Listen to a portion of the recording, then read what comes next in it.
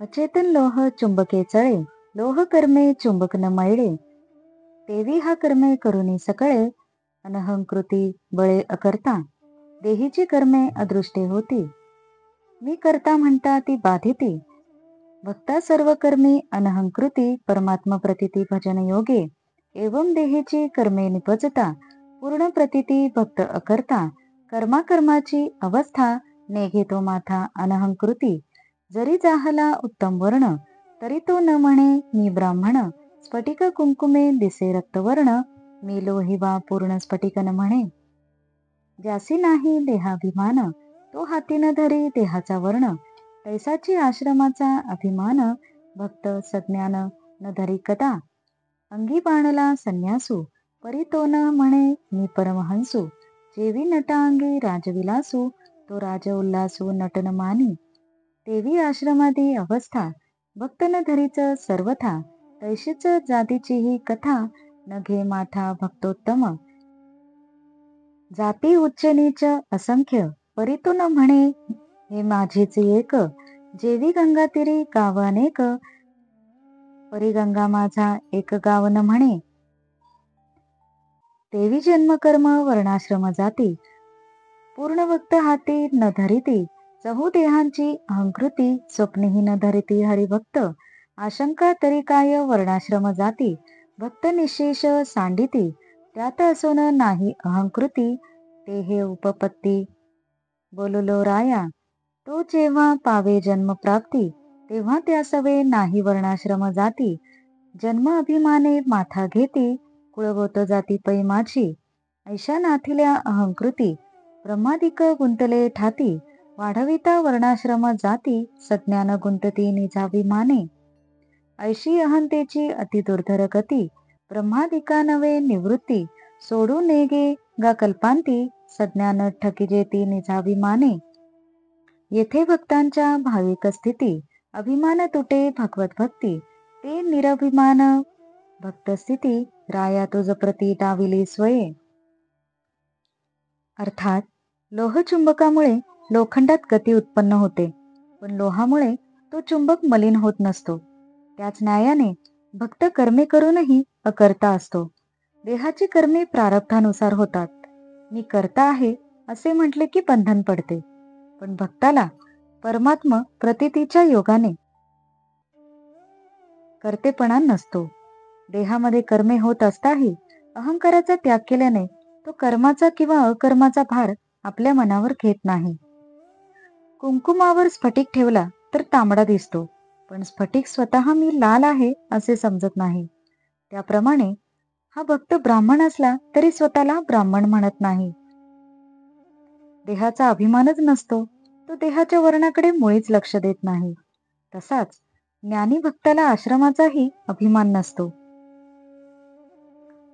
संन्यास अंगी बांधला तरी मी परमहंस आहे असे तो समजत नाही.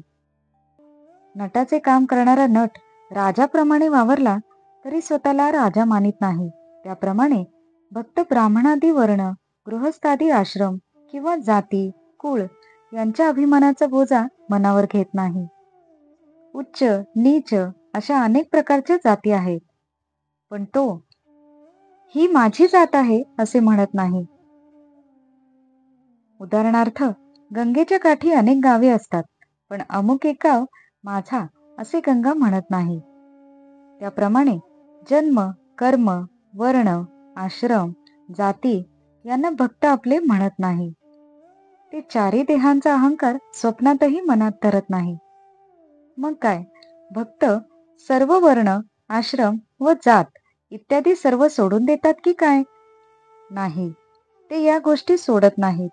त्यांच्या बाबतीतला अहंकार फक्त सोडतात. भक्ताचा जेव्हा जन्म होतो तेव्हा त्याला वर्णाश्रम, जाती आदी उपाधी नसतात, पण जन्माचा अभिमान धरून तो हे माझे कुळ, हे माझे गोत्र असे म्हणून त्याचा अभिमान धरतो. या अशा मिथ्या अभिमानाने ब्रह्मादिकही कुंततात. तेथे सामान्य सज्ञान व्यक्ती कुळ, जात, आश्रम इत्यादींच्या अभिमानात गुंतले तर त्यात काय आश्चर्य? राजा, अहमपणाचा प्रकार असा अति दुर्धर आहे. ब्रह्मादिकांनाही तो दूर करता आलेला नाही. ज्ञानी लोकांनाही कल्पांती सुद्धा अहंता कशी सोडावी हे कळत नाही. पण खऱ्या भक्ताच्या भक्तिमय चित्तामुळे त्याचा अभिमान तुटतो. तीच त्याची निरभिमानी स्थिती होय. तिचे विवरण हे राजा मी तुला सांगितले. समूळ देहाभिमान झडे, तो देहीची देवासी आवडे. ते भक्त जाण वाडे कोडे, लढवाळे हरीचे. ते जे जे मागती कौतुके, तो देवची होयती तुके. त्याचेनी परम संतोषे, देव सुखावे सुखे दोन दिल होय. जो जिकडे जिकडे जाय, देव निजांगे तेवता ठाये. भक्त जेवती वास पाये, देव ते होय पदार्थ. त्यासी जणी कोणाची दृष्टी लागे, या लागी देव त्या पुढे मागे. त्या सभोवता सर्वांगे, भक्तीच्या पांगे भुलला असे. निरभिमानाचेनी नावे, देव निजांगे करी आघवे. जैविक तानया चेनी जीवे, जीवे भावे निज जननी. एवम राखता निज भक्तासी, तरी देव धाके निज मानसी. हा जरी आला निज ऐक्यासी, तरी हे प्रीती कोणासी मग करावी. कोणासी पाहो कृपा दृष्टी, कोणापे सांगो निज गोष्टी. कोणासी क्षेम देव मिठी, ऐशी आवडी मोठी प्रेमाची. या काकुळती श्री अनंतू, ऐक्य भावे करी निज भक्तू. मग देव भक्त दोही आणतू, देवची नांदतो स्वानंदे. एवम आपुली आपण भक्ती, करीतसे अनन्य प्रीती. हेची निरूपण वेदांती, अद्वैत भक्ती या नाव. त्यासी चहुभुजी आलिंगिता, हावन बाणेची भगवंता. मग निघोनिया अंतवता, परमार्थता आलिंगी. ऐसे खेवाचे मीस करी, तेणे भक्त आणि आपणा भितरी. मग आपण त्या आतबाहेरी, अतिप्रीतीवरी कोंदाटे. नवल आवडीचा निर्वाहो, झणी यासी लागे काळाचा घावो. या लागी निज भक्तांचा देहो, देवाधिदेव स्वये होय. ऐसा जो पढियंता परम, तो भागवता माझी भक्तोत्तम. या परी भागवत धर्म, पुरुषोत्तम वश्य करी. ऐशिया उत्तम भक्ता, भेदाची समूळ नुरे वार्ता. तेची भक्त अभेद कथा, ऐकन रूपनाथा सांगेन. अर्थात ज्याचा देहाभिमान समूळ नष्ट होतो, तोच भक्त देवाला आवडतो, तोच लाडका असतो व त्याचे देवाला कौतुक असते.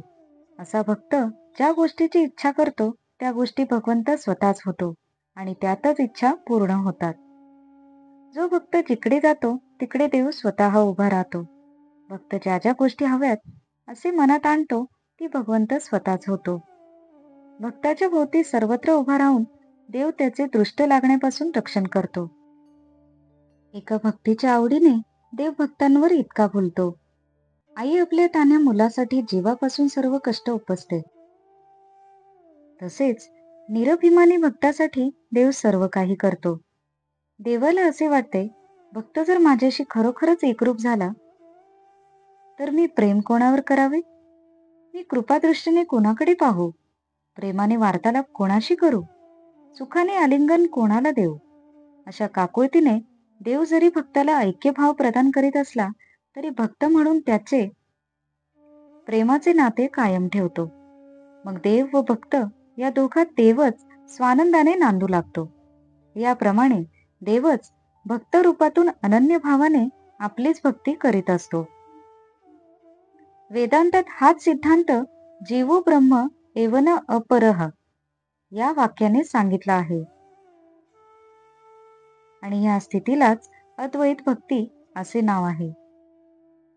देव आपल्या चारी भुजांनी भक्ताला आलिंगन करतो, पण तेवढ्यात ऐक्य भावाची त्याची हौस पुरी होत नाही. म्हणून तो भक्ताच्या हृदयात शिरून त्याच्याशी नखशिखांत एकरूप होतो. तो असे घट्ट क्षेम देण्याचे निमित्त करतो व भक्ताला आपल्या स्वरूपात घेतो. स्वतः त्याच्या आतही राहतो व बाहेरही राहतो. अत्यंत प्रेमाने भक्त भरून जातो. या आवडीचा प्रकारच काही अद्भुत आहे. आपल्या भक्तावर काळाने घाला घालू नये म्हणून देवच भक्ताचा देह बनतो. जो भक्त भगवंताचा इतका प्रियतम झालेला असतो, तोच खरा भागवतम भक्त होय. राजा, असा उत्तम भागवत धर्म पुरुषोत्तमाला वश करून घेतो. उत्तम भक्ताच्या जाणीवेत मी तूपणा आदी कोणत्याही प्रकारचा भेदभाव जरा सुद्धा उरत नाही. त्या अभेद भावाचे वर्णन मी आता, हे राजा, तुला समजावून सांगतो. न यस्य स्वपर इति वित्तेष्वात्मनि वाभिता सर्वभूत समशांत स वै भागवतोत्तमा.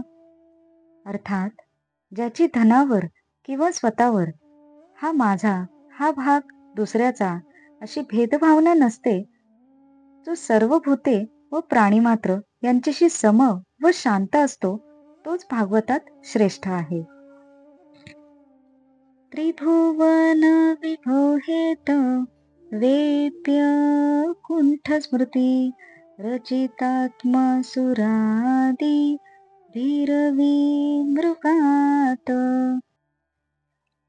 न चलती भगवत पदारविंदालव निमिषार्धमपि यस्य वैष्णवाग्र्य. अर्थात, जो भगवंताच्या चरणाहून अन्य काही सारतत्व नाही ही आपली धारणा त्रैलोक्याच्या राज्याच्या लोभानेही ढळू देत नाही, अर्धे निमिषही विसरत नाही, व ज्यांचे मन हरीमध्येच आहे, देवादिकांनाही दुर्लभ असलेले भगवंताचे चरण कमलच अंतिम शोधाचे ठिकाण आहे, अशी दृढ भावना ज्याची मुळीच ढळत नाही, तो वैष्णवातील अग्रगण्य होय. अद्वैत भजनाचे बोजे मी माझे तू आणि तुझे, ज्याची नुरेची सहजनीचे तो भक्त मानिजे उत्तमत्वे, या परी ज्याचे चित्ताचे ठाई भेदू निशेष उरला नाही, तेथ माझे तुझे हे काही ते निमाले पाही जेथीच्या तेथे, जेवी अग्निशी जे जे टेके ते ते अग्नीची होऊनी ठाके, तेवी अवेद भक्त जे जे देखे ते ते यथासुखे स्वरूप होये, निज वित्त आणि कपाशी देता आवाकू नुपजे त्याची या चित्ता, न देखे पारकेपणाची वार्ता विकल्प घालिता तरी उपजेना. डावे हातीचे पदार्था उजवे हाती स्वये देता, येथे कोण देता घेता तेवी एकात्मता सर्वभूती. आपणा सकट सर्व देही भक्ता भगवंता वाचुनी नाही, या लागी शांती त्यांचे ठाई स्वानंदी पाही निशंक नांदे. ऐशिया निज सम शांती भगवत भक्त क्रीडा करीती, या लागी उत्तमत्वाची प्राप्ती सुनिश्चिती पावले. हरिभक्तांची निरपेक्षता ऐक सांगेन नृपनाथा, उत्तम भक्तांची सांगता कथा अति उल्हासता हरीची. निरपेक्ष तो मुख्य भक्त, निरपेक्ष तो अतिविरक्त, निरपेक्ष तो नित्यमुक्त, सत्य भगवंत निरपेक्षी. सप्रेम भावे करिता भक्ती, हरिचरणी ठेविले चित्तवृत्ती, निज स्वार्थाची स्थिती अतिप्रीती निजनिष्ठा, तेथे त्रिलोकीच्या सकल संपत्ती. कर जोडुनी वरु प्रार्थिती, तरी क्षणार्थ न काढे चित्तवृत्ती, भक्त परमार्थी अतिलोभी.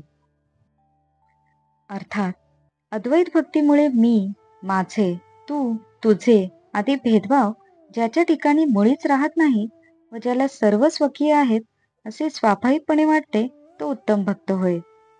त्याच्या चित्तात भेदच उरत नाही. माझे तुझे आपले दुसऱ्यांचे असे विचारच त्याच्या मनाला स्पर्श करत नाहीत. व्यवहारातील द्वैताची भाषा अपरिहार्य म्हणून तो वापरतो, पण उच्च भावना मात्र तेथे नसते. अग्नीशी ज्याचा ज्याचा संसर्ग होतो तो तो पदार्थ अग्नीच होऊन जातो.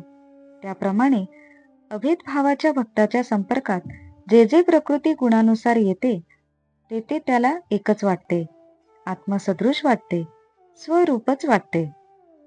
दुसऱ्याला आपल्या जवळचे धन देताना त्याच्या मनात काही शंका येत नाही, परकेपणाचा भावच तेथे नसतो. दुसरा कोणी त्याला तसे शिकवण्यास निघाला तरी हा त्या विचाराचा स्पर्शच स्वतःला होऊ देत नाही.